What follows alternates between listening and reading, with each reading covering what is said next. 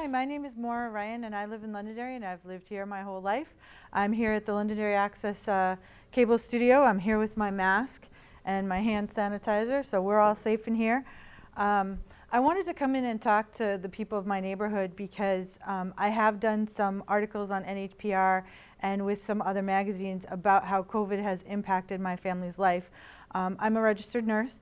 And obviously it played a big role in my life and my son's. I have a school-age son who gets services right here from Londonderry in town. And one of the issues that people have is about healthcare, and they're concerned. If I want to get tested for COVID, can I get tested? Yes, you can. And there are ways to get tested for COVID. And there are testing stations. There's one right over by the Wendy's on Route 102 that people can go to if they want to. But one of the things that came up was about healthcare in general. We all want healthcare, and healthcare is important to us because we want to know that if we get sick, that a doctor will be accessible, that we can get treatment for whatever is ailing us. Right now in the state of New Hampshire, we don't have very many insurance companies.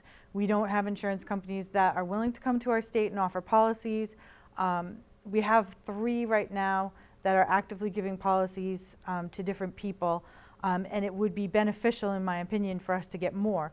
Part of the reason why we don't have many insurance companies is just because we have a lot of regulation around insurance companies. We have a lot of rules as to what can be covered and what can't be covered and how policies can be issued. We've talked about this because process with insurance companies has somewhat become a barrier for low to moderate income people. If I have a treatment that I want my son to receive, I would have to go and get a diagnosis. In order to get a diagnosis, I have to have a specialist give a diagnosis. There's a limited number of specialists because specialists don't want to practice in the state of New Hampshire. And you sort of find yourself on this hamster wheel where you're running around. You're trying to help your kid, you're trying to help yourself, you're trying to get treatment, but you're jumping through hoops because, you know, I can't find a specialist. My insurance coverage isn't accepted by this provider. How do I find even labs? There are people who find that if their doctor sends them to the lab across the street, that's not covered under their policy because they have to go to a lab across town or they have to go to a lab in another city. So process is a barrier because you have to meet certain requirements. You have to be with this provider who's in network in conjunction with these people who can give you this treatment at this time with these codes. And it's sort of become a billing difficulty for specialists, which is why the specialists are not coming to the state. They say coming to the state of New Hampshire, trying to practice, it's onerous. I have to hire a whole person to do billing and referrals. It's very difficult for me. So we don't have a lot of specialists, and we do have a lot of waiting lists. I know kids who are waiting for neuropsych exams. They have to wait 12, 18 months, possibly longer. Social skills groups is one of the worst ones. A lot of kids who have social issues, like kids with autism, the social skills groups have wait lists of years. My son went on a social skills waitlist group, I think when he was in 4th or 3rd grade. He's still on it. He's never come off. And every time I call, they say, nope, still no movement. So we need to get more specialists coming to our state and wanting to practice here. And we need to get more insurance companies who want to be here and want to offer a wide range of policies. I mean, I personally would love to see insurance companies come in here who would do broader policies that would cover things like service dogs for veterans or kids with autism. But we don't have that opportunity just because the rules around our policies are onerous. Also, some people don't need that much of an insurance policy. They only go to a doctor once or twice a year. They want something that's not as constrictive. We don't have the option of offering those types of policies, which actually means that we're cutting out some of our younger and lower income people because they can't access those policies. I personally think that it's very difficult to bring the government in and have them say, oh, you know, this is how we're going to do things, because they become very onerous with regulations. Like, I was in the military, I'm a veteran. You always hear stories about how the Army has paid $500 for a toilet seat. A lot of it has to do with if you're the only player in town, people start raising the prices. They start adding things that regulate you. I do know that many people are paying roughly $1,000 a month for insurance, which is a lot of money because that really is kind of a mortgage payment on a condo. And it's expensive. It's gotten much more expensive, and we need it to be there if we need access to health care. I think that it would be a good idea to remove some of the regulations so that we can have a broader range of policies. and that we can offer more things to young people and people who don't need as heavy coverage. We need to think about the people and what suits their needs and what coverage and options they would select. I'm sure you've all seen the Geico commercial with the HOA where they say, oh, I see you've met Cynthia, and the lady's coming around and cutting off the mailbox and cutting off the shrubs because they don't meet the standard. Our regulations are onerous, and I think that we need to do something about it. We need to get more specialists into our state, and we need to have more options. It's ridiculous to have a kid wait a year, 2 years to get a diagnosis just so they can get a treatment that might be beneficial. Or it's also possible, I know in one instance with ABA therapy, you have to have a diagnosis of autism. Well, ABA is actually a therapy that can help a broad range of issues. And there are parents who say, well, I want my kid to have ABA therapy because it will help with executive functioning, but I have to get a diagnosis of autism. So now I have to go on the list for a neuropsych exam, and I have to wait 18 months to 2 years. And in the interim, my kid needs help now. My kid's not functioning in school. My kid's not able to function at home. I have to tell them all the time that they need to do this, that. We need to have those specialists, and we need to have a wider width of insurance policies. So I think that if we eliminated those regulations, if we could have any mailbox posts we wanted, if we could have any shrubs we wanted, that we might have better opportunities both for our low to moderate income, our workers, and people who need a bit more. As I said, process has become a barrier in getting your health care coverage. If you don't check every box, if you don't have that diagnosis, you can't get that. I know with COVID in particular, a lot of insurance claims were getting rejected because they needed a GN code. GN code is for telehealth, so if you were doing telehealth, they were rejecting all the claims if you didn't have this very special specific code. Well, why should we waste time, effort, and energy going to our doctor, getting our telehealth, submitting our claim, and getting it rejected because it has to be a GN code, going through the process, doing all the paperwork all over? All of that takes time, effort, and energy, and it takes time out of the insurer's life because they have to call and sit there and wait on hold and say, okay, this claim got denied. Why did it get denied? It takes up a lot of time. I probably spend about 3 hours weekly just on dealing with insurance claims alone for my family as a whole. So it's something that we don't want to spend money on because we need to focus on, we don't want to spend time on because we need to focus on other things like getting our kids to sports, making sure they're doing okay in school. And we don't necessarily want to spend the time on that. As I said, we do want to attract more specialists and more providers to our state. We're right over the border from Boston. It should be a great place to practice because Boston is a big city. It would be a nicer environment. But they really say it is very difficult to open a practice here in New Hampshire, and that's unfortunate. So I definitely want us to take a look at some of the things that we have around our regulations for our insurance companies and our regulations for our specialists so that we can try and open up more doors for more people. Right now, insurance is taking a large role in dictating what happens in schools as far as school opening next year. A lot of the government task force, for those of you who don't know, I am on the Special Advisory Committee for Special Education to the Education Commissioner. There have been a number of schools who have come forward and said, our insurance providers are dictating that we have to do this. So what they're actually talking about is Medicaid to schools. Medicaid to schools reimburses schools for certain services that they supply to certain students. So if a student has an IEP and has Medicaid, the school district can actually get reimbursed for whatever billing they have for things like speech pathology, occupational therapy, physical therapy, those certain areas which overlap between school and medical, the schools can get reimbursed. That's a positive thing because that means that some of those items are being covered by the government. But right now, Medicaid has a dictate that says if you're going to reopen school, you have to have these certain regulations, and this is what we need, and this is what we need to reimburse you. Now, there aren't a whole lot of kids who are on Medicaid, but we do want their services covered by Medicaid if we can get reimbursement for it.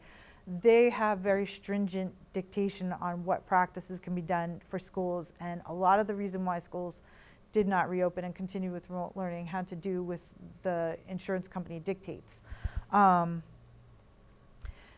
I don't really feel that that should be a huge role in determining whether or not schools are opening. Now, for those of you who have been on the Londonderry Moms page and a couple of other pages, Mr. Saucier had posted the new plan that the school is looking at for reopening. Essentially, in a nutshell, the plan looks at reopening with about 70% of the student body, 30% remaining remote, either because their parents would want remote or don't have the ability to send their kid to school, or they have a medical condition that would not allow it. The remaining 70% would return to school, and there would be some social distancing practices. That would carry through the spring and fall, and I think that would probably be because they're looking to do outside areas and tent areas to give breaks, because wearing this mask, having your face covered, it's hard, particularly if you wear glasses. They fog up your face. But it's also hard because you're not used to it, and as a kid, we're always touching our face and scratching. So it's not easy to have a kid wear a face mask all day, particularly if they're young. The NEA is kind of in sync with Medicaid to schools, and they are in favor of retaining remote learning, and the school district has proposed that they continue to do remote learning through the winter months when they can't have outside access. I think the plan is fairly reasonable. I think that remote learning is very difficult to manage if you don't have a student who's motivated and who can stay on task. It's very hard to take a little kid and say, okay, I'm going to take you over to the computer and let's stay on the computer for several hours. And if you have a kid who has executive functioning issues or attention issues, it's very difficult to get them to sit there. I know in particular with my son, he had to be on the computer at 7:45 in the morning, and he had to stay on until 2:30 in the afternoon, and he just couldn't pay attention. He couldn't manage it, and it was very difficult for him. I was very concerned because my thought was he's really not in the same environment where the teacher is questioning him directly, he's watching a video, he's answering questions, but I don't know how much he's learning. Well, fresh off the presses, there's a Harvard study that just came out last Thursday, which said that most teachers don't feel that their students did learn anything during remote learning, and most parents don't feel that way either. There were a few exceptions for some schools that felt like a lot was done with remote learning, and in particular, I think New Hampshire was better at doing remote learning than a lot of other places. New Hampshire rolled it out faster, they got it up and running faster, and they started working on kinks on it faster. But it still doesn't change the fact that for certain things, you do need to be in school for that interaction, for the dialogue, for debate. And it was very difficult for some students to really thrive in that environment. Now, there are other students who did thrive in that environment, and there are some instances where being out of school is a benefit to you. I know when I was in the high school over here, it's huge, it's a big school, it's noisy and it's loud. It was okay for me and my brother to navigate, but my son can't handle it. He's like, oh my God, it's so loud, it's so onerous. So it's not an environment for him, but remote learning isn't either because he can't pay attention. The hybrid model that the school is doing seems to me to be a better plan to deal with those kids who can't maintain attention, and I know that the school has sought to address whatever knowledge was lost last year to try and catch the kids up, because the ultimate end game here is you want your kid to be able to do something with their high school diploma after high school. And this loss of knowledge, I mean, essentially they missed out on a little more than a quarter of the year, and we don't know how that impacts them moving forward. My son in particular is in high school, and he took a chemistry class, and I don't think he knows a darn thing about chemistry. He passed it, but I don't know how. One of the questions that I have is if these students doing the remote learning lost that knowledge, how do we catch them up? And I think the school district is trying to address that. Are the classes that are currently in school now at a disadvantage just because they've lost this knowledge? Well, I'd like to think not. And I certainly think that for kids in elementary school, they have a little bit of time to catch that up. But kids in high school, they're not going to take those classes again. And I hope that they got a solid knowledge base. How does remote learning impact families? That's a great question. It's difficult for parents to do remote learning. First of all, parents aren't teachers. They don't really know on an in-depth detail what's going on in the classroom. I did know how to use Google Classroom, and I did know how to use some of the things, but I didn't know how to use other things. It's very difficult to come in and step in the role of the teacher and say, okay, I'm going to be the teacher now, and I'm going to try and help you with this, when they're not teaching it the way I learned it, and they're not really doing some of the same materials. Some things have changed. History has changed. They talk about some different things as elements of history. Parents who have to work. I know when I was trying to work and deal with my kid, oh my gosh, I was so tired. I was so tired. And if you are a two-income family, how do you deal with that? How do you structure that? Would it be possible to go for long stretches of time, another 3 months during the winter, with remote learning? The other question that's a big one that comes out of this, is this remote learning a new sort of normal? Will snow days be a thing of the past because now we'll just flip on over to remote learning? It's possible. Is it something I'd like to see happen? No, because the tradition of the snow day is a great thing, and I think everybody deserves a break, but I don't know. I don't know if this is going to change school. And if it does change school, ESY right now is running over the summer. That's being held remotely, and I think it's very difficult to try and do a social skills group remotely. I mean, you're all on your phones and you're trying to talk, and how do you cue people, and how are you looking at their facial expressions to try and explain things? These are all difficult things that require in-person interaction. So I'm glad that the district is proposing a hybrid solution to allow some students to return. I don't know what they're going to do as far as special education services, just because some areas indicated it would continue remotely and other areas indicated it would be in person. I hope it is in person, because I think a lot of kids who are special needs do need those in-person services, that feedback. If you're trying to do speech therapy, trying to do it online is not the way to go. It's kind of a Band-Aid, but it's not the way to go, and it's not the way to make progress. I actually would even argue that it causes some aggression.